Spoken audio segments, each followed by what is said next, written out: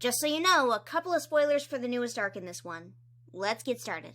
Reedwhisker is the deputy of RiverClan for Misty Star's entire reign. He's also Misty Star's son. In being Misty Star's son and having no known children, he's also the last remaining direct descendant of Blue Star at the time of his death, with Stonefur also dying without having any children. I see him suggested a lot in the comments of my talking videos, but every time I've seen them, I've been like, but what is there to talk about? Well, time to find out in mini-talking Reedwhisker. Reedpaw is first seen as a new apprentice in the book Moonrise, where he falls into the river. Spotted Leaf's ghost comes down from cat heaven to help Leafpaw save his life. Aside from his cute, momentary shock that an apprentice who saved him was from ThunderClan, he doesn't do much there. He doesn't do anything else for the rest of this book, or the next book, or the next book. In fact, he's never once even listed as being an apprentice in the RiverClan allegiances.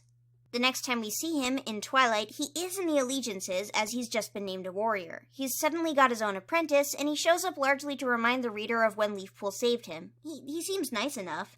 He remembers being saved by Leafpool, and she remembers him being a young cat at the time. It's not very telling of his personality. He goes unmentioned again in Sunset, and then in The Sight. The next time we see him is when Pollypaw sneaks out of ThunderClan territory in Dark River. He's immediately infuriated. Willowpaw tries to explain why Hollypaw is there, but he yells mouse dung in the middle of her explanation, as if to say, bull, warrior cats having casual in-universe swearing that's just used exactly like real swearing is occasionally funny.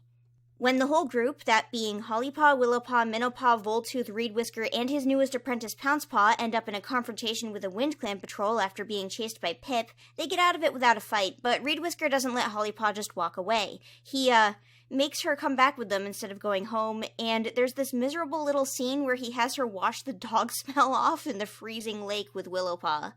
He leads them back to the island afterwards, and that's the last we see of him until his last notable appearance during the Power of Three in Eclipse, where all he does is have a heated exchange with Mosspelt. Could you make any more noise, Reedwhisker? Shut up, Mosspelt! You're the one who yelped like a kit when you fell down that rabbit hole! At the beginning of Omen of the Stars, we see Reedwhisker from the perspective of ThunderClan as an aggressive cat trying to guard the lake while the drought is happening. We see him threatening others against stealing the lake's fish, and later, Dovepaw, spying on RiverClan, overhears him hoping Firestar's patrol finds out what's up with the water. Upon Leopardstar's death, he's made deputy under his mother, Misty Star. He makes a joke during the gathering in the book The Forgotten Warrior. Yeah, he talks so infrequently that I'm, picking out jokes that he told at gatherings. Don't worry about it. Huh! Misty Star's deputy, Reedwhisker, exclaimed. Two Legs couldn't catch a fish if it leaped out of the water and begged them. Misty Star gave her deputy an amused glance from glimmering blue eyes and sat down again. Mom loves my jokes, quote Reedwhisker. From here on out in the main series, he's not around much at all until Shattered Sky, where Reedwhisker refused to pledge loyalty to Darktail until the very last second. Darktail humiliates him by making him speak louder. Later, he catches Alderheart and Bramblestar up on what's been happening in the kin camp. Squirrelflight presses against him in encouragement when he seems guilty for what's happened. The cats don't have hugging, but this is around the same thing. He, along with a few other RiverClan cats who were held hostage by Darktail, spend a bit of time recovering in ThunderClan camp. Reedwhisker is mentioned to have taken Sparkpelt's nest. He recovers, something clanmates lost in fire, and that's a vision of shadows.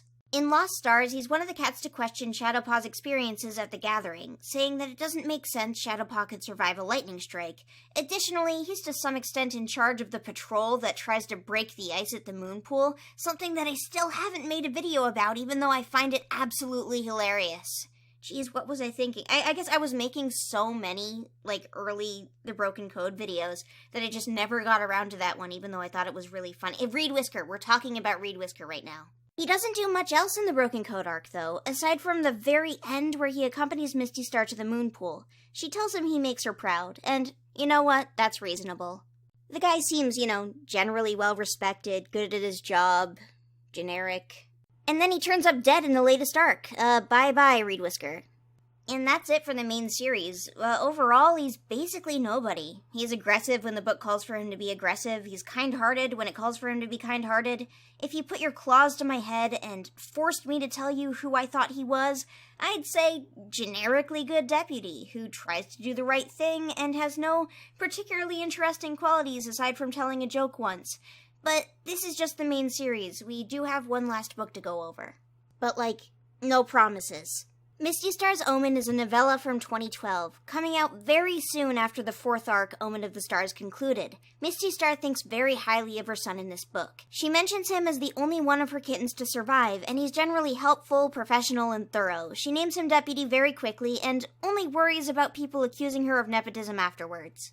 Most everything Reedwhisker does in this book seems professional. His reactions to everything are almost robotic, like a businessman. Conversations unrelated to work tend to turn into conversations about work, patrols, and the organization of cats. The most personality he showcases is that when trying to save some apprentices from dogs, he tells Misty Star he'll be careful because he values his pelts even more than she does. He's caught by the dogs and covered in wounds, and then he spends the rest of the book unconscious. But he lives. Until the broken code, he lives. So, overall, Reedwhisker, more than anything, can be defined as a guy who does his job. He's pretty good at his job.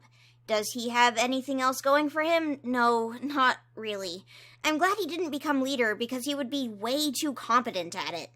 I think this kind of character can be made interesting by giving them challenges that force them to show a more human side to themselves, or putting them in situations where being a generic nothing of a man just doesn't work out.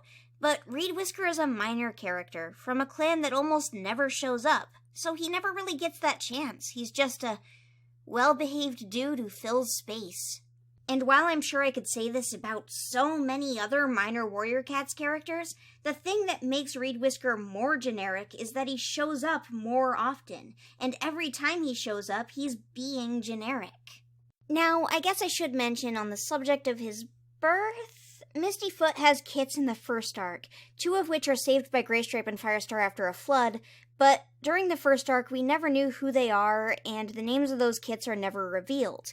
Leopard Star's Honor, which came out last year, canonizes one of those kittens as being Reedwhisker, however. It probably goes without saying that this is a really, really bad idea. Also, I should mention, it's not canonizing one of the kittens they saved. It's a third kitten that was off-screen. It's not one of the saved kittens. Not to go into this whole thing every single time there's a cat born or supposedly born during the first arc or between the first and second arcs, but I can't help but drill in how awful it is for the timeline to be retconning these things into the series without thinking about them first. Misty Star's first arc kits are around the same age or older than Brindleface's litter of Ash Kit and Fern Kit. In fact, older is probably the better assumption because Misty Foot says in Forest of Secrets that they're going to be apprentices soon. By the time we reach Firestar's quest, Ferncloud is a warrior and a mother, and Ashfur is a full warrior as well. Reed Kit? He doesn't get named in any of these books, not as an apprentice, not as a kit, not as a warrior.